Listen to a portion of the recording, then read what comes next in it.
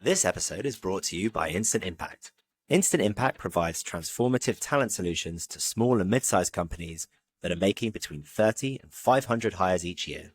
If your recruitment's giving you a headache, don't know where to start, then give the team at Instant Impact a call or visit www.instant-impact.com for more information. We talk a lot on this show about becoming more strategic, but it can sometimes be hard to get beyond the conceptual and into the practice. It's all very well and good to say that we need to become more commercial, but what does it actually look like? We understand the need to drive business objectives, but what does that actually mean? Claire Williams is the Chief People Officer and now Chief Operating Officer of Ciphr, which is a fast growth HR SaaS company. We're going to talk about the step change that she's presided in since the business took on private equity investment. Claire, welcome to the show. Thank you for having me. It's really exciting to have you on. Let's jump in right in the deep end. And could you just tell us a little bit about your journey with Ciphr so far, and maybe a little bit of context around the different pulls on your attention and expectations over the 6-7 years that you've been there? Yeah, so I'd actually been a customer twice prior to joining Ciphr. So I knew the company really well, and through those contacts joined originally to take their HR function from being quite operational to being strategic. And over the few years that followed, I moved from head of people to director of people and services, and then a couple of years ago I was offered the chief people officer role. And then in January moved into chief people and operations officer role. So quite a lot of change in those 6 years. Yeah, quick progressions. Congratulations on all of the success. Yeah. I think later on we're going to have to dig into this combo chief people and operations Multiple officer role, because that's a whole nother conversation. I guess today we're going to be talking about that shift to strategic. So you brought in to transform the function. Can you talk us through a little bit at a high level what the difference is between the function you run today and the function that you came into? Yeah, so I think the function I came into, really typical in the SME space, it was a HR manager that wore multiple hats, ran multiple different functions, and was very transactional in the approach. Are contracts signed? Is the admin being done? Is the payroll being paid? When I look at the function today, we have a much more strategic function. The people we employ are far more mature in their HR profession. We have specialists within across the profession. The practices are far more professional, far more strategic in their approach, and are all very much linked to what are our strategic objectives and how are we going to deliver those through our people. So how are we going to scale with the organisation, how are we going to make sure the capabilities that are needed are being plugged at the right times, that we are developing our people in line with that growth, and that we are working kind of in lockstep with not only the senior management team, but the wider management team, to make sure that we're consulting with them to understand what is it they're looking to achieve. We're advising on best practice versus just implementing whatever it is the organisation needs us to deliver. So chalk and cheese. Yeah, very much. So just to finish painting the picture then, could you just give us an idea of size of company, probably by employees, when you joined and what it looks like now? When I joined, it was probably around 130 employees, and now we're 230. So not massively bigger. We have acquired across the last 6 years, so that's added to the headcount.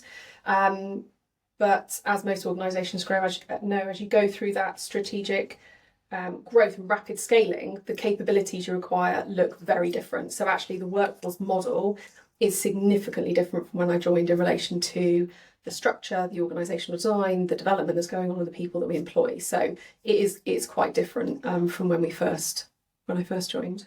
So let's maybe if you could just take us on that journey then. So you joined in a head of HR, head of people capacity. Could you maybe just take us through your journey of becoming more strategic? You just come in on day one and you're like, right, strategic function, everyone. This is what you're all doing. I would imagine it's a bit more of a journey. Yeah, of course it was. And, I've always worked in the SME space. I've always worked in rapid growth organisations. That's the area I love. You get to really see the impact of the work you're doing. So a lot of it was deploying tried and tested activities, methods, frameworks that you know are going to get you to a place where the bread and butter of that team just works and operates at a great cadence and you know what to expect, and that's all very predictable. Then it's layering on that more strategic capability. So certainly within Ciphr, it was a lot of work with our senior leadership team, really embedding with that senior leadership team and also the board we had at the time. So we were previously backed by LDC, starting to understand what are the growth plans, how do we need to make sure that as a people function and as a workforce on a whole, we are scaling with that. So a lot of it at the time was about future skill gaps. You know, we're in the tech space. That's always going to be a really critical area of focus. So understanding what those skill gaps are going to be, looking at the kind of tech transformational change that was underway, what do we need to plug looking forward in that space. Development was a massive piece, and especially in the private equity space, you know, you're selling to investors not only the organisation but the people. You're selling who is that management team that's going to take you through to that next deal and beyond. So really focusing on what the leadership skills were that were going to be needed, how are we investing in the succession planning of those teams. So they're the sort of areas that then have come in over the years. You mentioned the private equity and I guess the board. Obviously this shift towards aligning your activity and your goals with the broader business's strategy and goals is a really important one. How much of that was driven by changing expectations from your investors and from the board, and how much of that was, I guess, you telling them this is what you should expect of me?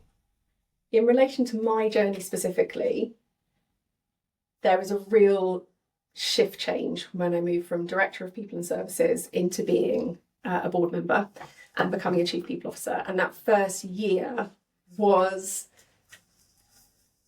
pretty crap in that, you know, I was working directly for the CEO that had never employed a CPO. I was the most senior HR person within the organisation, scaling up, as is really common across the SME space.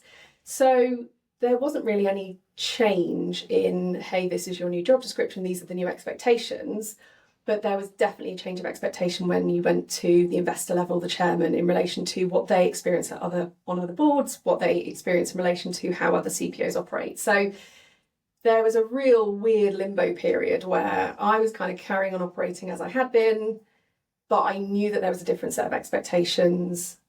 I felt like I was failing in that space. And it took a really honest conversation with my chairman to kind of say, look, I want to do a really great job, but I know I'm not delivering, so what do I need to do? And actually, his advice was great in the sense that he said, let's just get you hooked up with a mentor that really knows the PE space and has worked with plenty of CPOs and can guide you on that journey. And she was instrumental in that year that followed. And I think it took me from looking, feeling, acting like a junior board member to being a really established, credible board member within the organisation that I work within today.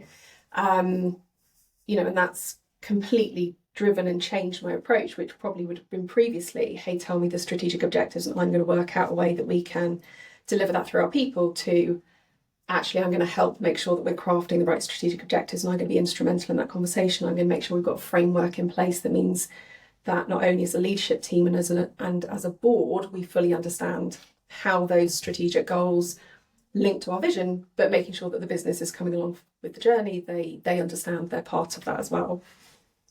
I think I would like to start with the importance of the mentor. Yeah. Because you and I have spoken about this a couple of times before.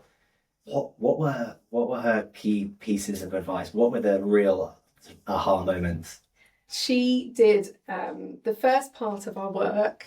She did a piece of work with me that I have rinsed and repeated with people I mentor and my team so many times since. And I've done it again on myself multiple times. And we started by just looking at how am I currently spending my time? So, I don't know, it's not so much the task, but the type of activity. So I'm doing 15% of my time on board-related activities. I'm doing 10% managing, 5% networking, whatever it might be. Then we looked at how, if you were to look at the ideal CPO role or someone you really aspire to be in that space, what do they do that adds value to their business? So why are they so great? So it might be, They are the eyes and ears of the business. They are the expert in the space when it comes to advising the board on legislative changes or, best practice, market trends. You're a trusted confidant to the CEO, for example. And then the third part was looking at what do you add that is unique to you? What's the value you bring? So mine was that I had been a customer previously. I am still representative of our target market. We're selling HR tech to HR practitioners.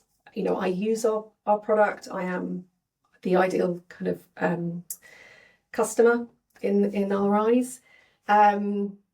Employees trust me, so these were all the things that I add value. And some of this was really battling the whole imposter syndrome side of, look, you've earned your spot at the table, own it, you're here, don't now question why you've been offered that job. Those pieces that are unique to you are why you add value.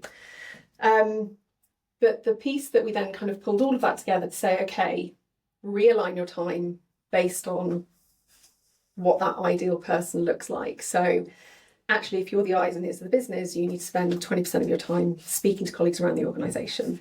If you are trusted confidant to the CEO and the rest of the senior leadership team, are you having regular one-to-ones with all of those individuals? If you are an expert in relation to legislation, how are you keeping upskilled on that? If you're understanding best practice and market trends, where is your time spent with other CPOs out in the world? And it completely changed how, not only how I run my diary and I run my time, but the value I put in myself and the trust I have in myself that I should, I can do the job. I'm there for a reason. It's so interesting. That's such a good toolkit. Yeah. And it's something that I've been doing recently.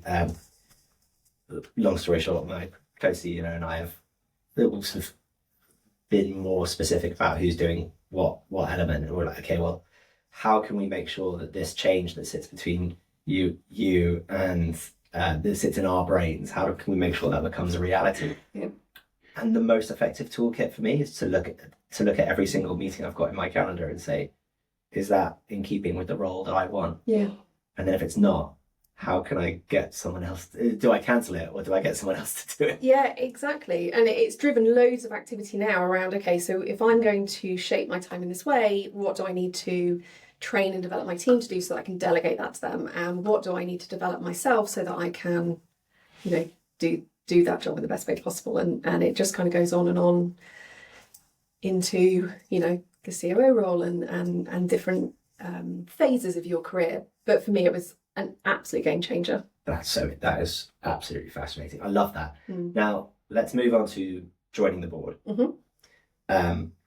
So I think there's a couple of things I'd really love to dig into. So the first is the point that you made around, which I don't think has ever crystallized in my brain before, but because the strategic chief people officer is a role that is relatively new for most businesses, most CEOs and most boards have never really experienced what that looks like.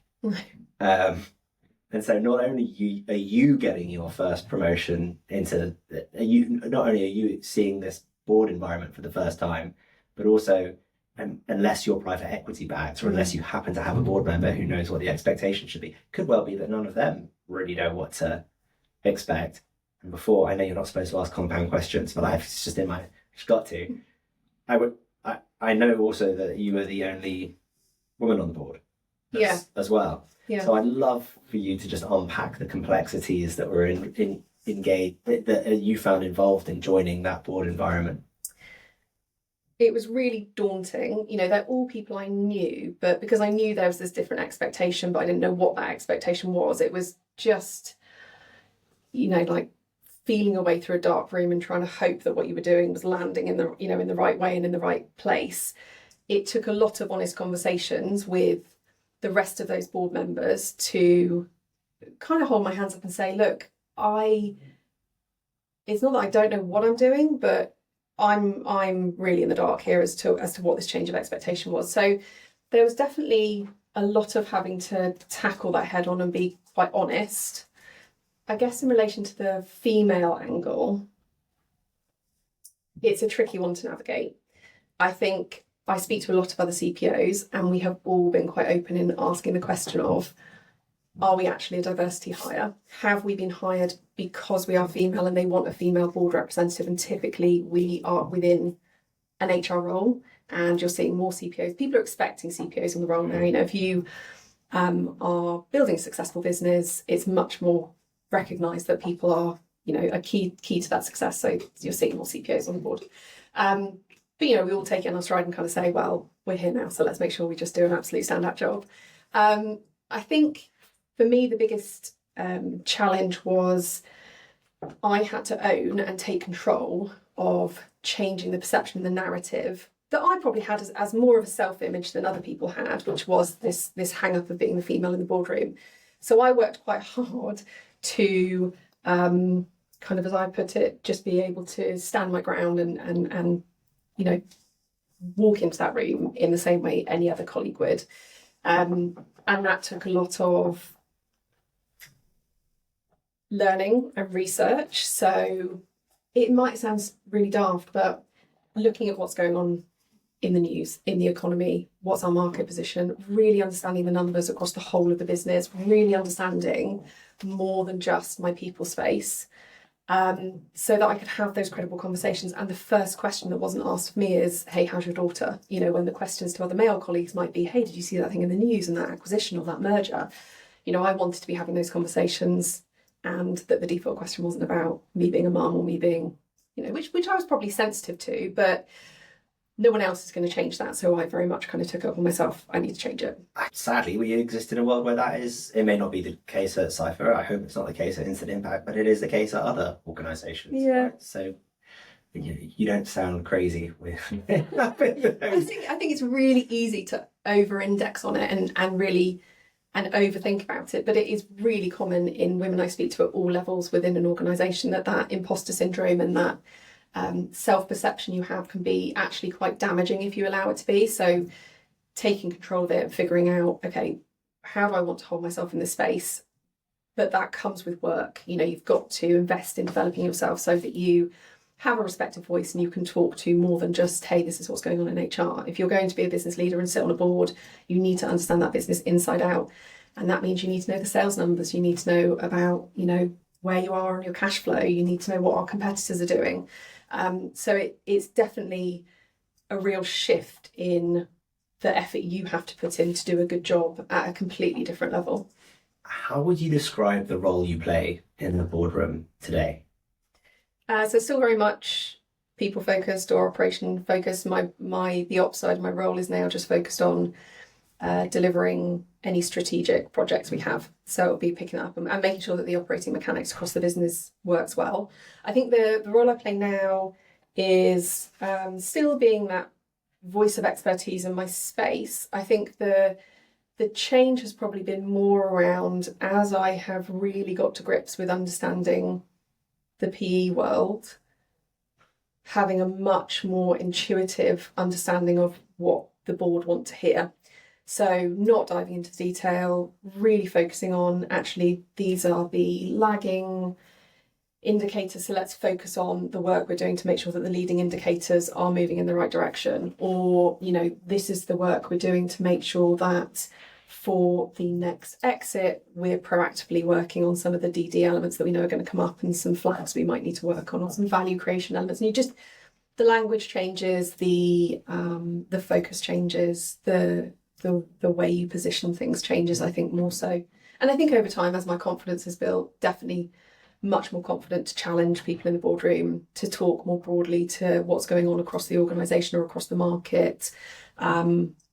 Yes, I think it's still definitely the bread and butter of people and ops, but it's definitely from a different angle and lens, probably, of how that's received. What are the key areas, the key elements of the people? Well, let's leave the ops out of it because I think that's a little unusual to have both job titles. But what are the key people updates that you bring to a normal board meeting? So we have a company goals framework, as most organisations do. We use a model called V2 MOM. So vision and values are the V2, and then methods, obstacles and measures are the MOM. So with everything that everyone's doing from employees, ultimately links back to our vision, and we can report on that as a whole. So I report on a set of metrics that, as you would expect, sit within that space. A lot of it is around essentially the flip side of anything that's going to introduce risk if it's going the wrong way. So turnover and breakdowns of different variations of turnover, a lot of focus on recruitment, our ability to scale, and then lots of focus around things like succession planning and talent management to make sure that we are investing in our people in the areas that are needed longer term. So yeah, it'll normally be focused on those key areas. Does CSR sit with you? Yes. When it comes to CSR, do you talk about that as a lens for everything, or do you talk about it as a business objective in itself? We talk about it as a business objective in itself. So within our MOMs, we have social value as a key area of focus, and that encapsulates everything around CSR, diversity, social mobility, anything and everything that we have decided our priorities within that space are going to be. But that absolutely is one of the items we have within our objectives. We're not yet at a place where we've got the metrics that underlie the kind of regular process, because we're more in the planning phase and doing our five-year social value strategy. But yeah, that's certainly an area that we have a very specific lens on. And I think, when you start to think again about the value creation side, everything in a PE space is very much focused on that value creation piece. And when you're working in HR and in a PE environment, you will be focused on, okay, what are the elements I need to think about constantly around exit prep and execution? And lots of them will be metrics that are going to be probably marked on a RAG status when it comes to investment. They will be looking at it, is it a red, orange or green flag? And that will have an impact on value and that investment cycle. But outside of that, I think there are more of these value levers that are coming in, which is all purely about value creation. And social value has been a massive change that I think most PE organisations would say they've seen a heightened focus on that, because their investors want to have a portfolio that talks to social value and positive impact in that space. So yeah, it's certainly becoming a more prominent part of the people role. If you're in an SME, you're unlikely to have a head of in that area. Do you ever find that social value piece then at odds with any of your other? And this might be too. Let's keep it theoretical, but I think we are in an environment still. I have noticed that budgets still are in pretty high scrutiny right now. Do you ever? And actually, let me just phrase. I think most businesses have a fight between we're trying to cut down spending everywhere and CSR spending being a very easy looking line item to cut. I just wonder whether you've got any insight on a sensible line to take when defending or even pushing for increased CSR focus. I think there is a huge amount you can do in the social value space without having to spend more. I think it's more about a genuine drive or focus from an organisation if they are or aren't going to make commitments. For me, social value is all about incremental change. I think those large scale, we're going to do, we're going to spend loads, we're going to completely transform how we operate in that space, we're going to change the diversity of our people, we're going to change our environmental impact. There will definitely be spend that is required in that space. But if you don't have the budget, there is a lot you can do that will just see you make those incremental change year on year. But it absolutely is the first to go in lots of businesses. I think it's also the first to go when you've got multiple conflicting time priorities. I think it's a really easy one, budget aside, to drop, because you just say we haven't got time. We've got other things we need to do that are going to drive profitability, are going to create efficiency gains, and social value is definitely seen as a nice to have that can be dropped in those priorities quite easily. Yes. And I agree with you. To use a tech analogy, it's almost more about adoption than it is about building a product. In that I see so many businesses that have a really evolved, really ambitious social value strategy, but it's held in, maybe 2-3 people are the ones that are pushing for it, or the vast minority of the company. Then I see other companies that maybe have a more straightforward social value proposition or strategy goals, but everyone's really bought into it. Yeah. the change you can make trying to do something small than everyone doing it is just so much greater, isn't it? It is. And when I talk about that whole space internally, I always kind of use the analogy of, what I don't want to be is one of those organisations to say, right, we're going to go and sponsor gay pride, but do nothing to change the culture internally that makes it more inclusive for that community. Actually, let's focus on education across the whole space of social value and start to make, everything starts from education. Let's start there. Let's create a culture of inclusivity, and the diversity and the equality aspect will come, but you're never going to achieve it if you don't have true inclusivity. And the same applies across the environmental space. It applies across that whole of that social value space in relation to what is you're genuinely wanting to achieve, and what can you do with the resources, whether those be financial or time, that are going to take you in the right direction. So last real question for me would just be, if you had a piece of advice for let's say a people director who is keen to make that shift to becoming a strategic CPO, what advice would you have for them? Definitely get a mentor. I think they are really worth the investment if you find the right one. Find someone that's worked within your space. So if you're in PE, find someone that has worked within PE. If you're working with a specific industry or sector, find someone within that space to get maximum bang for your buck in that respect. Well, actually, before we move on from that, I know. So I've been through the process of looking through a mentor. The only ones I've ever found, and I've had 2 or 3 in my career, they've all been sort of recommended to me through my network, and I've been lucky enough that everyone's done it for free, because out of the sort of kindness of their heart. Yeah. I mean, if you're having that conversation, it can be very awkward to know where to start. So, do you pay them? Yeah. How do you find them? A lot of it is through word of mouth, unfortunately. I'm sure there is absolutely tons of places out there that you can find online, but I think mentor-mentee relationships are really critical. So I think finding recommendations from someone that they think would be a good fit is always a good place to start. I think it is important to pay. I think you will get a much better experience from those, and be prepared that might be quite a costly investment, because good mentors are good mentors for a reason. They're costly for a reason. But I think do explore the market, but like a therapist, find one that is really going to help you, that gels, that is able to challenge you and push you out of your comfort zone, so that you're not going to get defensive with someone that you can trust. So I guess it's similar process to looking for a therapist or an executive coach. Yeah, exactly. Really? Exactly. Yeah. Have some conversations, have some interviews. Be prepared also to put your mentor in touch with your CEO, or a couple of those board members, so that they can also be guiding that mentor in relation to what are the areas of development that they see for you, so that they can also focus on those areas. And you'd recommend doing that? Yeah, absolutely. Yeah, it's the same with my mentor. She understood what the challenges were from a board position, and then we just worked together to work through those. Fantastic. So mentors, number one. Mentors, number one. I think really make sure that you're working in lockstep with your CEO and with that leadership team. So critical that you understand what's going on around the business. You really need to know your numbers. If numbers isn't your strength, isn't your game, your best friend's the CFO. Go and buy them coffee, take them out for dinner, but learn the numbers. Really know how to read a P&L.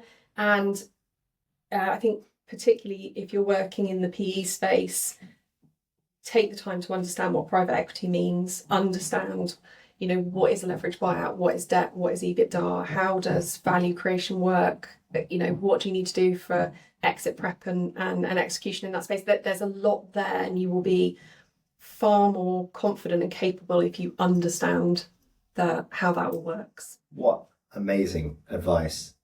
Are there any instances that you recommend someone not to take the shift? I mean, are there any words of warning that you have? Not meaning to be negative. I don't want to finish on a negative sense, but just. I don't think do it if you just want the title and you're not prepared to really have that. I call it an ugly mirror moment. Put the mirror up to your face and really embrace what you need to change and develop to excel in that role, because it will be a shift change. It will be a change of expectation. You need to be ready for that. So if you just want the title, don't bother. If you really want to have an impact within your organisation and you're prepared to commit to it, 100% do it. Well, fantastic. I can't leave it on a negative. So I'm just going to end it with a really challenging question. What do you think is going to be the single biggest focus for HR teams to focus on in the next year? I think it will probably be actually a continuation of what we've seen over the last 5 years. I think more and more of this shift to focusing on the longer term deliverables when it comes to your people. Can you scale? What are the future skill gaps? I think there's definitely more of a shift more broadly where HR is getting recognised for being more than just people, but performance more broadly across the business. So I think in general, HR practitioners just needing to up their game, develop their teams, really understand what's happening more broadly across the organisation. Fantastic. Claire, thank you so much for joining us today. Thanks, my pleasure. Such a great conversation. Thank you.